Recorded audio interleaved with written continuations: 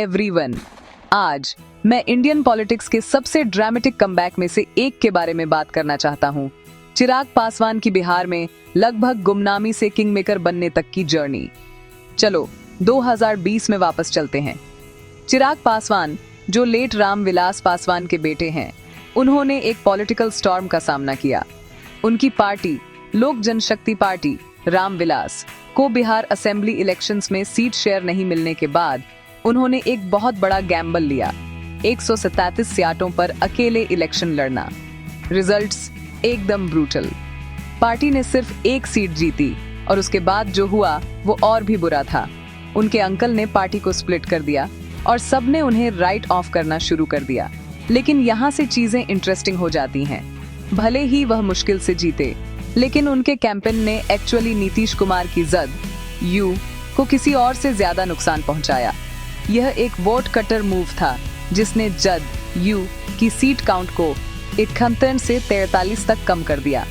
Headlines सब चिराग के political story के एंड के बारे में थी। 2024 में आगे बढ़ते हैं। अचानक चिराग एक बड़ा कमबैक। एनडीए गठबंधन में फिर से शामिल होकर उन्होंने बिहार में 5 लोकसभा सीटों पर चुनाव लड़ा और 5 जीत ली। यह एक परफेक्ट 100% स्ट्राइक रेट है। अचानक वह बड़ी टेबल पर बैठे हैं। मोदी की तीसरी सरकार में कैबिनेट पोजीशंस पर नेगोशिएट कर रहे हैं। वही लोग जिन्होंने उन्हें काउंट आउट कर दिया था, अब वे उन्हें मोदी का हनुमान कह रहे हैं। अब चलो 2025 के बिहार असेंबली इलेक्शंस के बारे में बात करते हैं। एग्जिट पोल्स ने एलजेपी आरवी को ज्यादा चांस नहीं दिया, सिर्फ 10 शायद 15 सीटें। लेकिन चिराग की स्ट्रेटजी ने सब कुछ बदल दिया।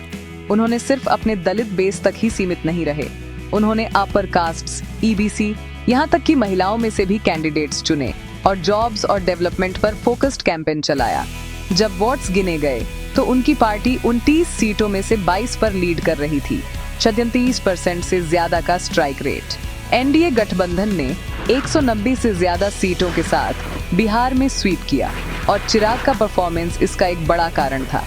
इससे भी ज्यादा फैसिनेटिंग बात है नीतीश कुमार के साथ उनका डेवलप होता रिलेशनशिप।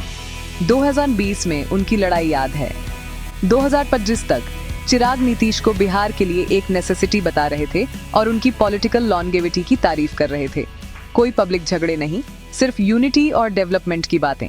सिर्फ 43 साल की उम्र में चिराग पासवान को अब अगली पॉलिटिकल जनरेशन का चेहरा माना जा रहा है, बिहार में और शायद कभी नेशनल लेवल पर भी।